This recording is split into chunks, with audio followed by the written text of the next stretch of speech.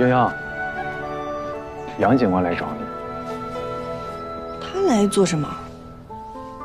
还嫌事不够多。阿兄，你告诉他我很忙。看来是真的很忙啊。怎么聊？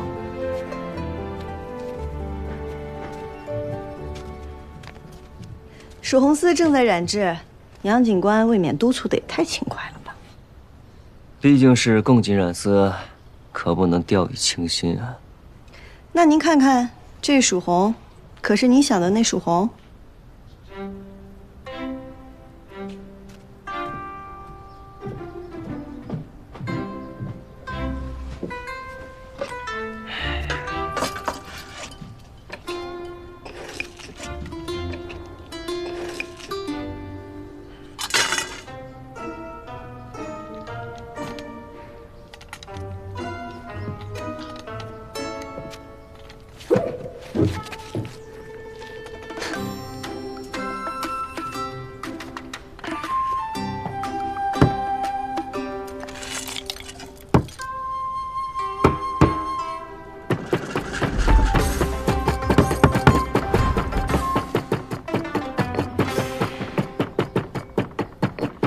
我去拜访过于掌柜了，村子里的事我都知道了。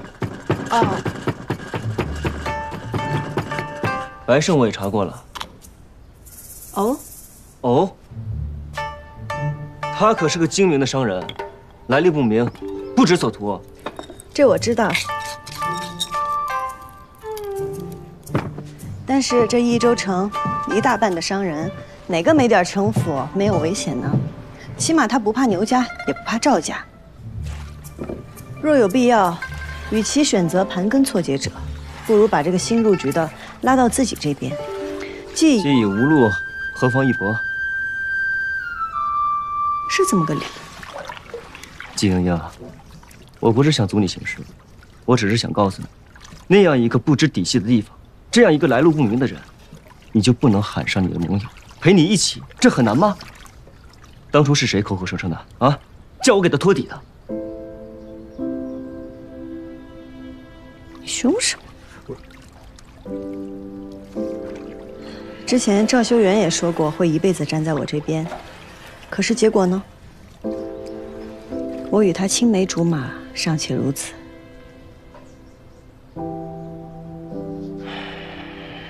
我不是疑你，我只是习惯了。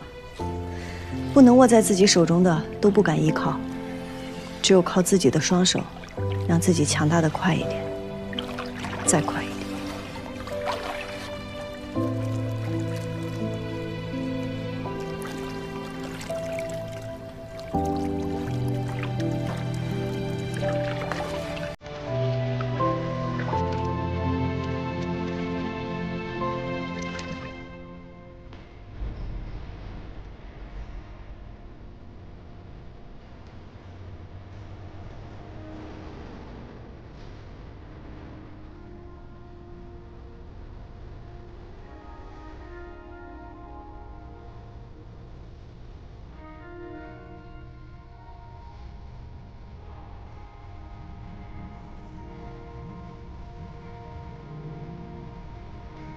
我不是他，我是杨景兰。我杨景兰所许下的承诺，一辈子也是一辈子，荣辱与共，生死契。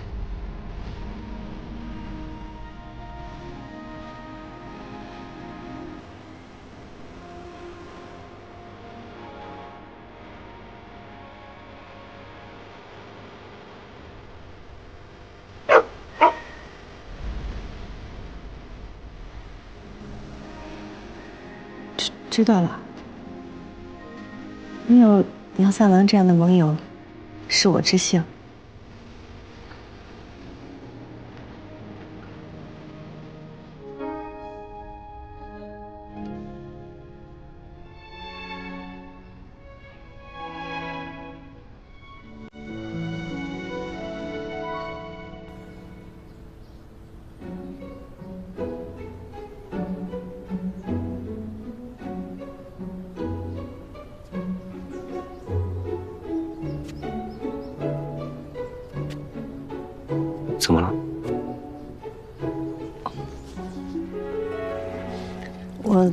要继续染丝，你先回吧。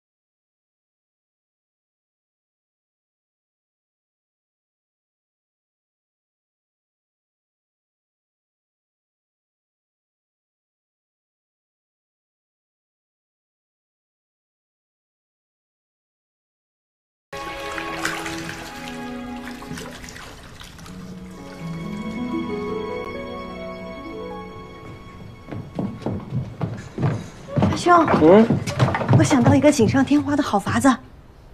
什么好法子？客官里边请。于掌柜，知锦在即，我飞花会亦有善之意者，今日想给您引荐一下。哦，季家锦坊季耀庭见过于前辈。耀庭不善纹样设计，唯在织造一环卓有心得，愿助于掌柜一臂之力。季郎请坐。多谢于掌柜。9年以来，这双手从未停歇。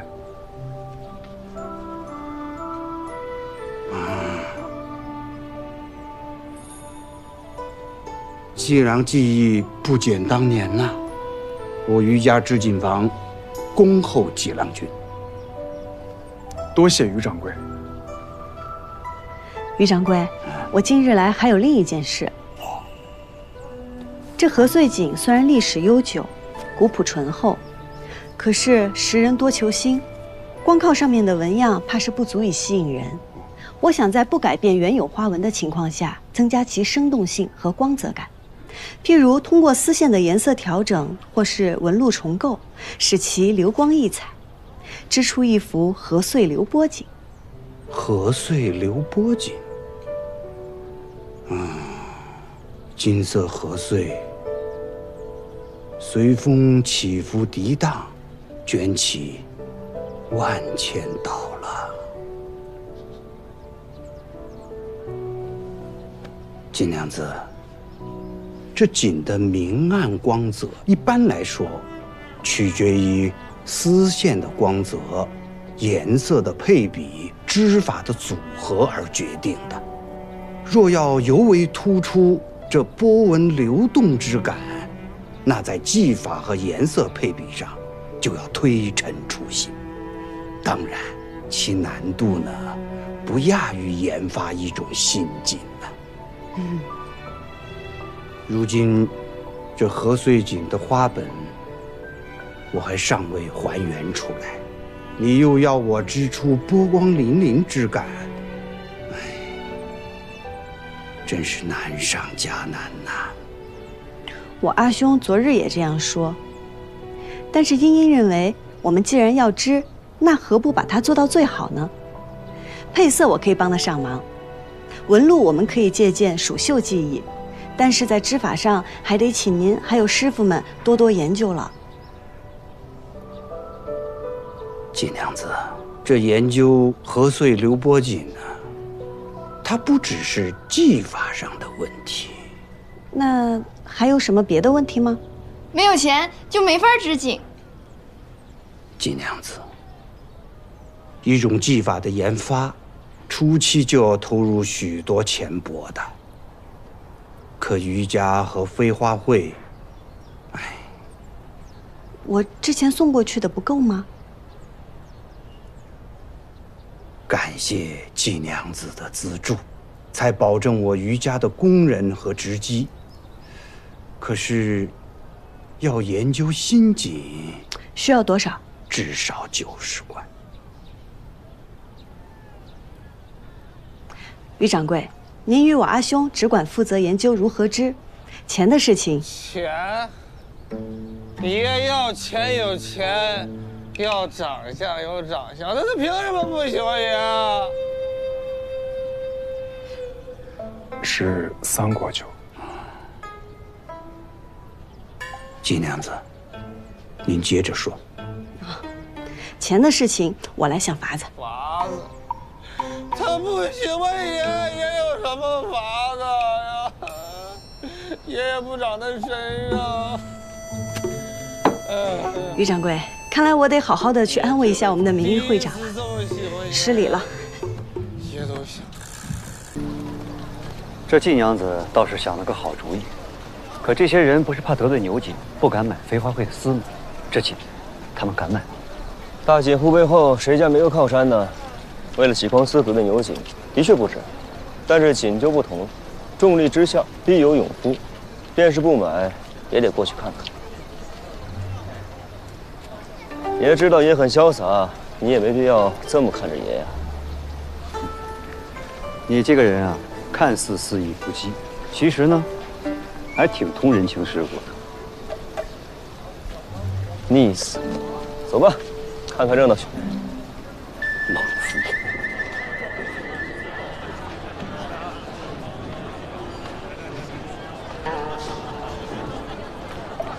来，坐，干什么？干什么？哎呦喂，这不是大名鼎鼎的杨警官来了吗？欢迎！嗨，来，里边请。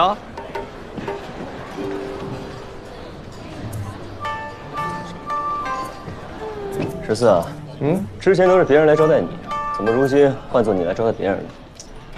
哎呦喂，你阿爷被罢免了。你能不能别老惦记我阿爷？他现在一提起你就头疼。我现在是飞花会的名誉会长，那飞花会有事我肯定帮忙。再说，以爷的能力招待客人，那不绰绰有余吗？啊，我想起来了，英英说了，你是警官，你不能拍，所以没给你留包间。那你的意思是，要我们走？白郎君这边请。哎，他有包间吗？他有。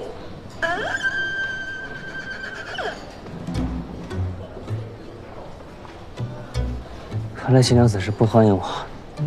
季娘子亲自相迎，白某愧不敢当啊。你有钱，当得起。杨警官，这边请。我要包间。杨警官、诸葛郎君，快请坐，这是我们自己人的位置。你再说一遍。坐还是不坐？坐。自己人。白郎君这边。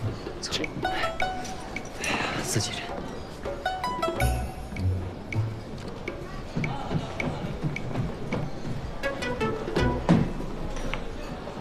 今日我邀各位掌柜前来，拍的不是这新井本身，而是新井意味着高额盈利，拍成者便可得这新井2/10的分利。也就是说，若每卖出1匹井得利10贯，那拍主便可得2贯分利。新井未成，因此今日我向大家展现的是这井的纹样，大家请看。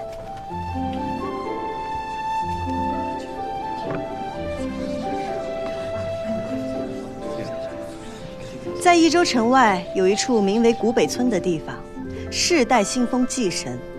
这麦穗纹锦是村中的信仰，禾穗是祭神的恩赐，让众生有粮可保；蚕丝是嫘祖的造福，让众生有衣御寒；而这井上流动的波纹，是光，是水，是风，是上天与我们的恩赐。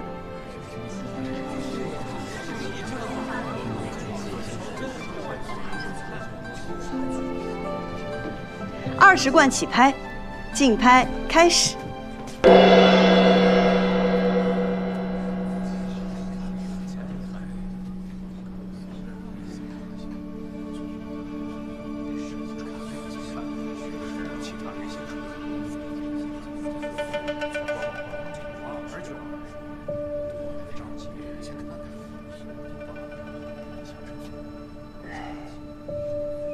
怎么不认竞拍啊？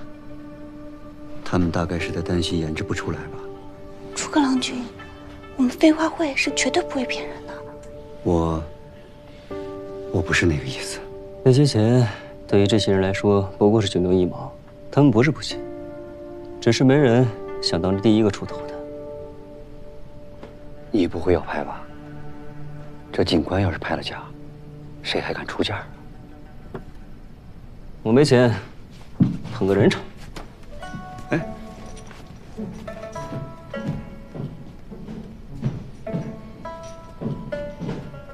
这方锦既有悠远传承，亦有新意，本官很是喜欢。不如季娘子把这方锦交于我，我来帮季娘子请节度使慷慨解囊，如何？杨警官，这点小事就不用劳烦节度使了吧？待锦织成了，再献给节帅也不迟。诸位一直不拍，这锦何时能够织成啊？不如这样吧，季娘子，若第一个喊价之人最终能够拍得此锦，你可以与他什么好处啊？那便减1贯钱。若没有拍成，第一位喊价的客人若日后想要与飞花会订丝，那第一笔订单亦可折价1成。拍不成也有好处，那我出价21贯。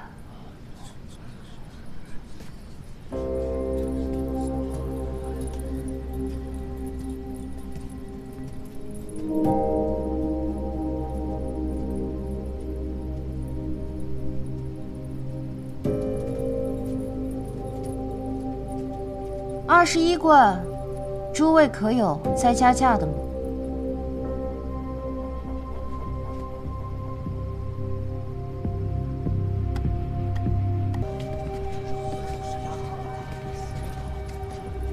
金娘子，那人不懂锦，也不知道这仙锦的价值，我愿出60贯。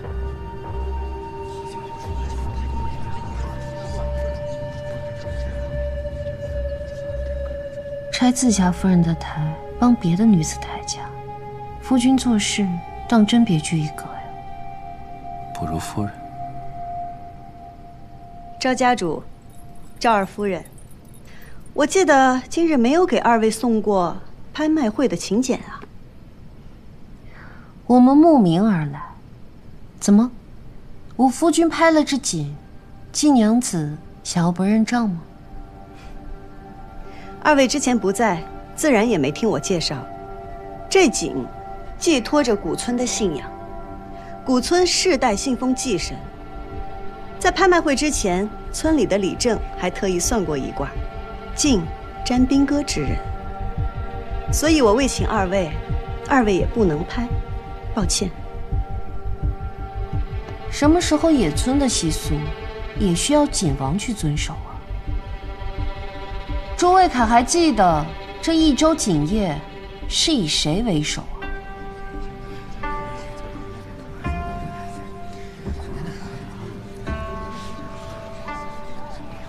此事我已向警官府呈报。本官总知道锦王与锦王夫人守一守这规矩。实在是天意难违，王法难违，不愿将这锦交给2位。好，那我倒要看一看，这天意王法降妖之锦落入谁的手中？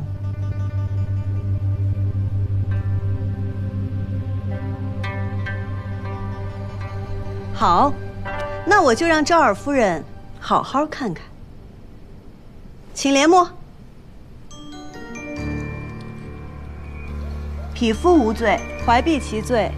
英英也曾料想诸位不愿大张旗鼓，所以早早地做了布置。每个房间各有一个号牌，一根丝线，对应台上的铃铛。铃铛属于谁，只有各位及飞花会知晓，绝不外泄。诸位若想竞价，牵动手中丝线，铃铛一响，则表示加价5贯。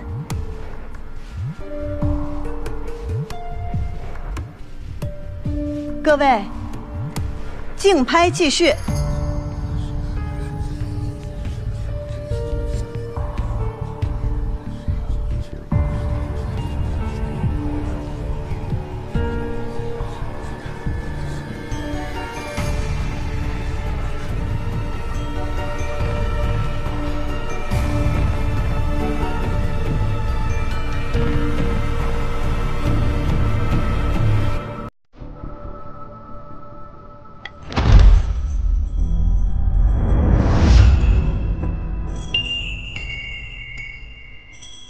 弟子1号25贯，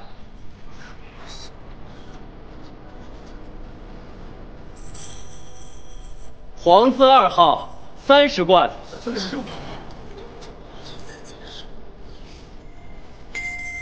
天子1号35贯，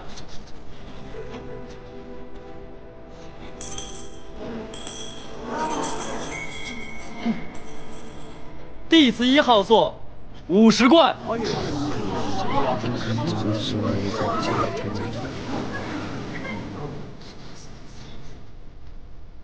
这50贯可不是一笔小数目，锦娘子可还满意了？我心里的是90。弟子1号50贯，还有人要加价吗？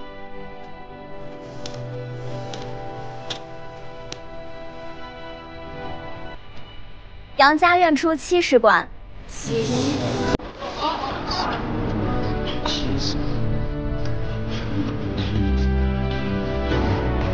王牌，杨家这是何意啊？哎呀，不愧是杨家长氏夫人呐！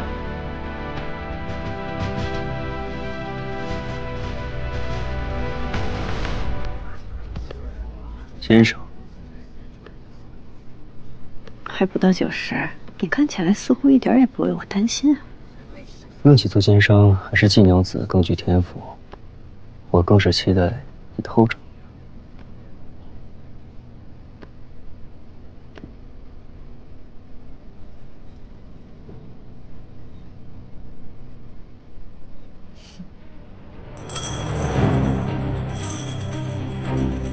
弟子1号80贯，这弟子1号似乎也志在必得呀。哎呀，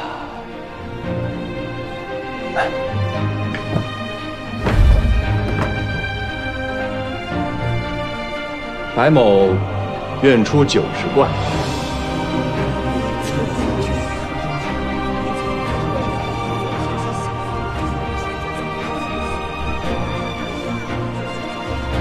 杨家95贯。白某100贯。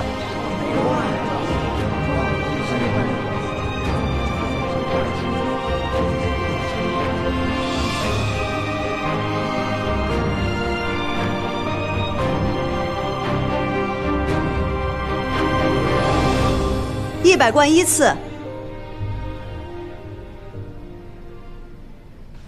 100贯，绰绰有余了。那我们是不是可以功成身退了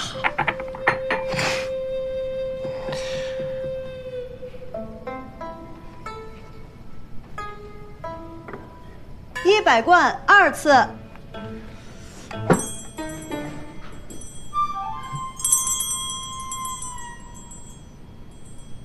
弟子1号105贯。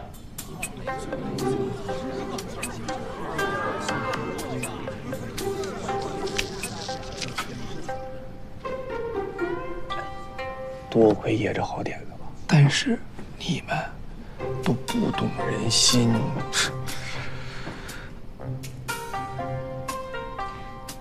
地字1号105贯，可还有要加价的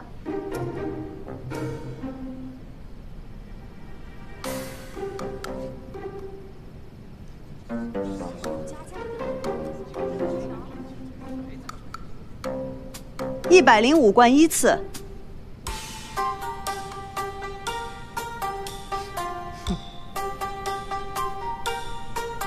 105贯2次。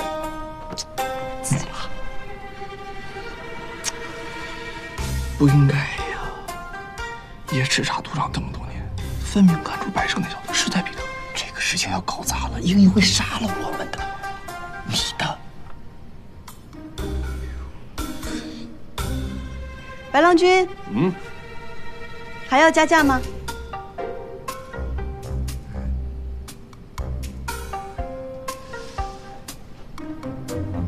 白某觉得，还是不要夺人所好的好啊。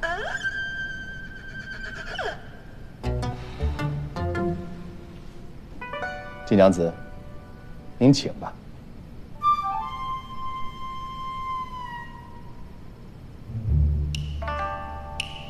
地字1号105贯3次。成交。